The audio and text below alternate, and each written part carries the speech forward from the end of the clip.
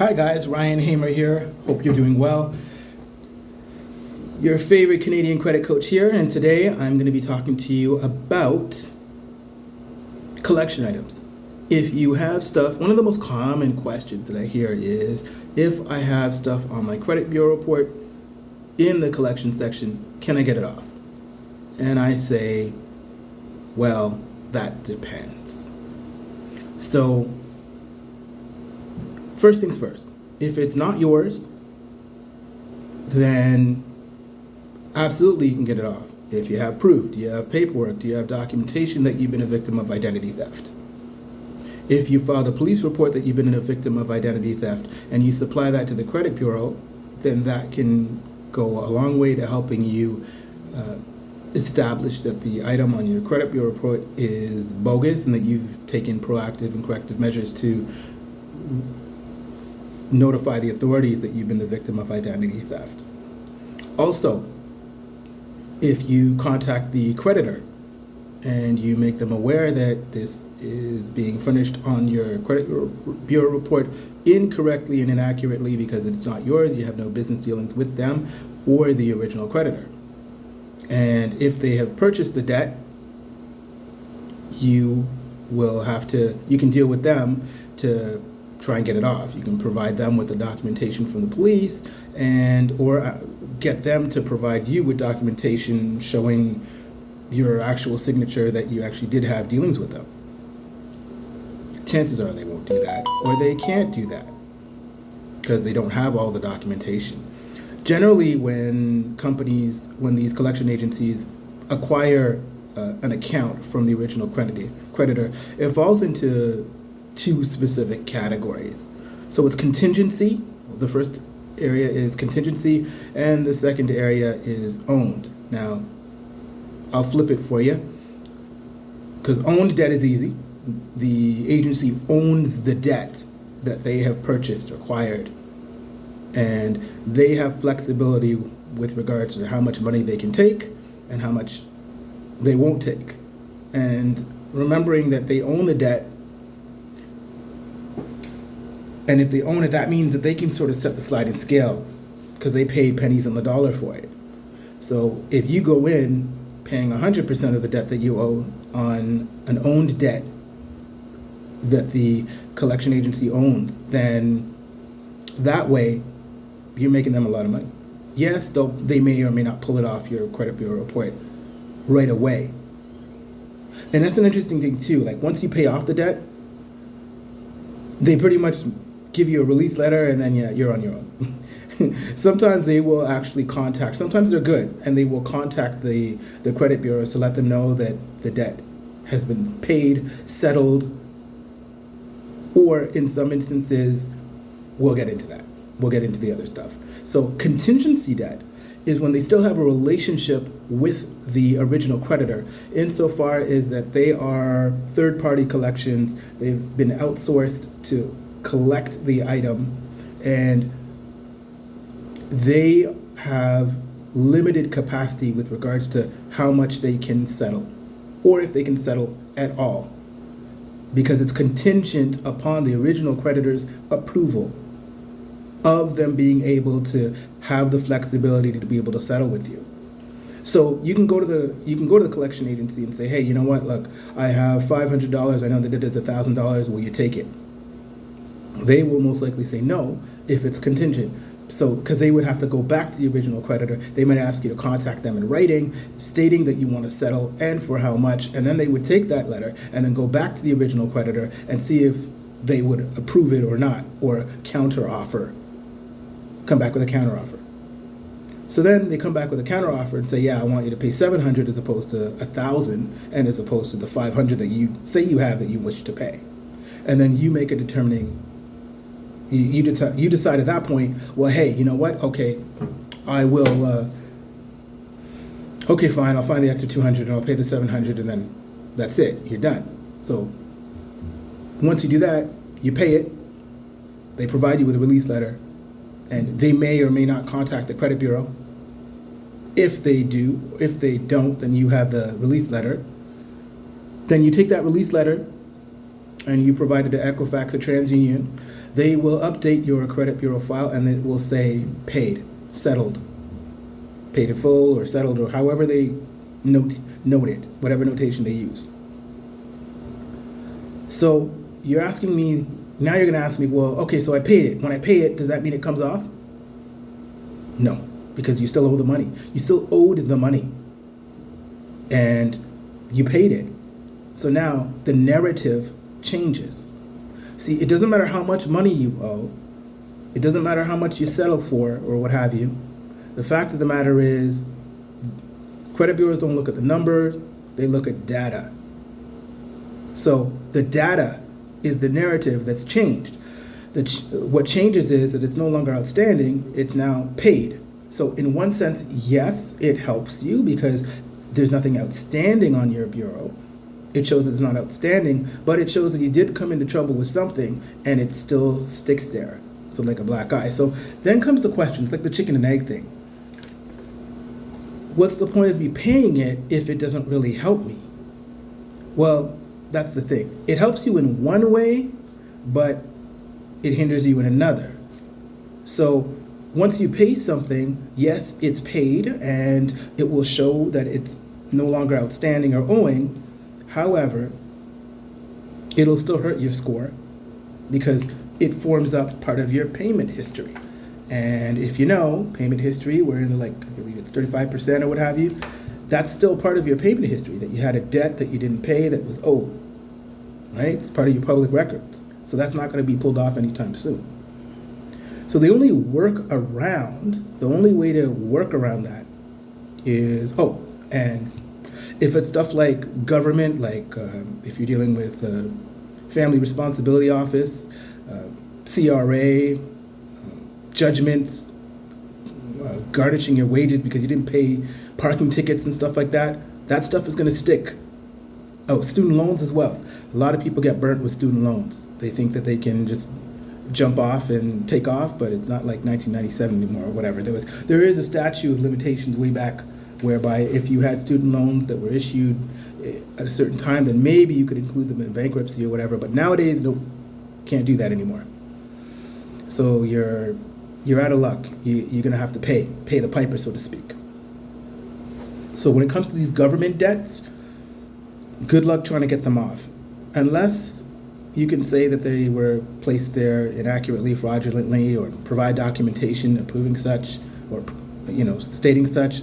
But they are just ridiculous, because what happens is you provide documentation, you send in a dispute letter to the credit bureau, and what the credit bureau does is they will take your dispute letter, even your information, because I've heard a story of somebody that was, was child support or what have you, and they had documentation from the Family Responsibility Office that stated that there was nothing owing, they shouldn't have been there, what have you.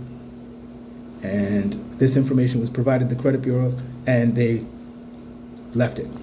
They still kept it on. And then they contacted the Family Responsibility Office, and what happened was they look up the account, they say, oh yeah, it's here. So completely nullifying the letter that was sent to them from the Family Responsibility Office, and it was just a big circle. So they weren't able to get that stuff off their credit bureau report. And that's what happens to a lot of people when you try to dispute something. Sometimes the left hand doesn't know what the right hand is doing, and there can be a lot of confusion. Ironically, though, and that's the problem, we have two different credit bureaus and they both operate differently. Chances are you get a release letter from your creditor, you send it over to TransUnion. TransUnion is on the ball. TransUnion will definitely fix your credit report as they should, as they're supposed to. And what happens is they will take the item off within a couple of days of receipt or request. Chances are Equifax takes about a week. Usually they're a lot slower, dragging their heels. And I know a lot of you have asked me, so is it possible to get stuff off of my credit bureau report? Yes, you can. So the way about it is you either dispute it, refute it, or you pay it. So how do I pay it and get it off? Because didn't you say, Ryan, before that if you pay the creditor, then they will update the actual entry on your credit bureau report? Yes, that is very true too. So the way you do it is you do what's called a pay for delete. So if you contact a creditor, and specifically you can do this with the third-party collections. Because I'll tell you right now, if you got like a utility bill, or if you got like a cell phone bill like Rogers or Bell, they won't even bother with you. They won't remove jack. It's not in their best interest. It takes too much time and they don't care. You are just a number. Always remember that you are just a number. Now, with a collection agency, yes, you are just a number, but you are just a number that is paying them. So if you are going to go this route, what I always recommend is if you're going to go pay off a collection agent, pay it off at the end of the month, because you'll make their numbers look good.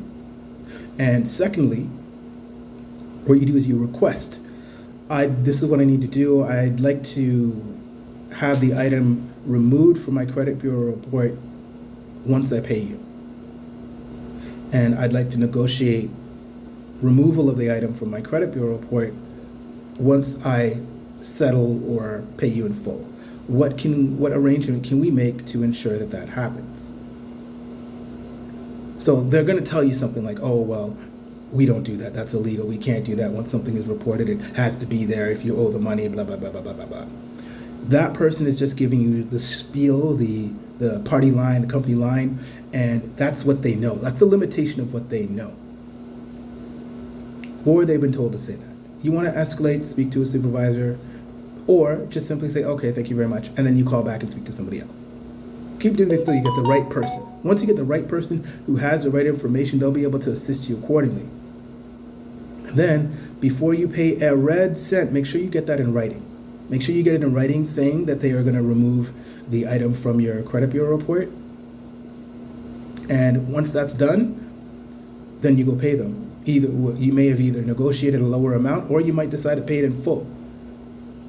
And people usually ask me, well, if I can negotiate a lower amount, shouldn't I negotiate a lower amount? Or should I just pay it in full? It depends, right? Are they going to remove it from your credit bureau report? Remember, you want to be able to negotiate the fact that they can remove it from your credit bureau report. And if it takes you paying it in full, or takes you paying more to get the item removed from your credit bureau report, it's worth it. I would say it's worth it simply because of the fact that, say something costs you $20,000 to remove from your credit bureau report. I knew somebody who removed 2 items from their credit bureau report from both Equifax and Transunion, and they paid for it. And the collection agency honored and provided them with documentation, provided them with a letter saying that they would remove it, as well as a release letter. So it is possible. A lot of people like to say, oh no, it doesn't happen, it can't happen, but it does. The creditor will remove. The third-party collections will remove it. Not every single collection agency will, or can, or does, or wants to, but they have the ability to. They have a back office portal with which they can either request removal. And they just simply say, hey, this particular item, I'd like it removed from this particular report and that particular report. They don't even have to specify why. Because within their own internal, whatever they have coding or whatever, so it could be simply, oh, it was a mistake. And they can get it pulled off your credit bureau report. Don't think that they can't. Don't think that it can't be done, because it can be. They may tell you that it can't be done. Like not everybody knows, actually. But the thing is, once they get their money, there's no point in them furnishing the derogatory information on your credit bureau anymore. So chances are, if you get the right person, they might be able to massage the situation accordingly so that you can get that sorted out for you. It's not the easiest thing to get done. It does take some time. You kind of do have to go a little back and forth. You may have to make requests and whatnot, but the fact of the matter is, once you get that removed, your credit score can go up.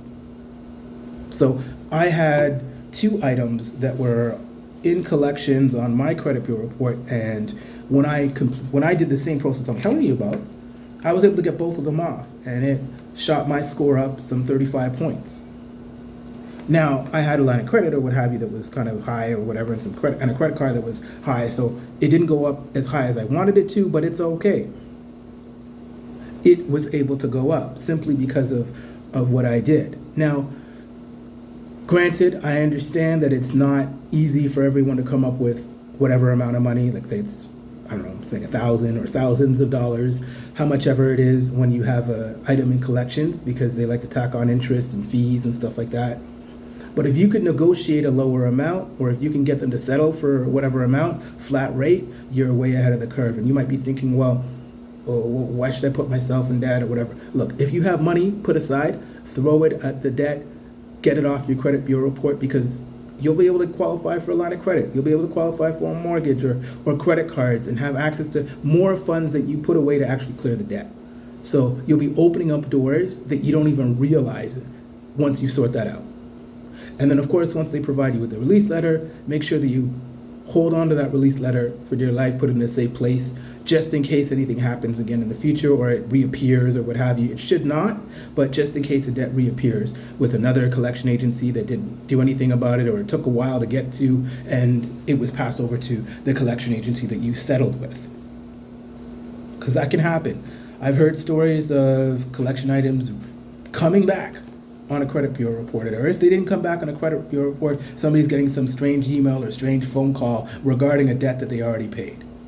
So in that situation, you don't even have to show them the release letter.